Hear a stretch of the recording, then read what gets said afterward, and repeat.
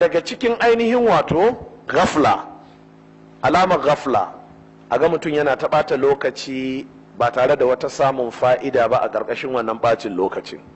Na yi mana magana kwanaki jama'a, wai da daddare ne gari ya waye ne mutane ke zama suna rubuta text ɗin juma'at mubarak, ban sani ba.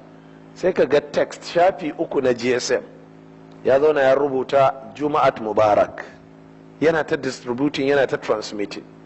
Abin cewa wannan juma'at mubarak da yake aikawa wace fa'ida za ta dawo mishi da ita? Babu don baka da wani hadisi da za ka kawo ko aya da za ka ce wannan abin da yake akwai wani lada da yake samuwa akan haka. Ba wata aya ce ya fassara, ba wani sako ne na hadisi ya fassara ya tura wani balle ya karanta ya amfana.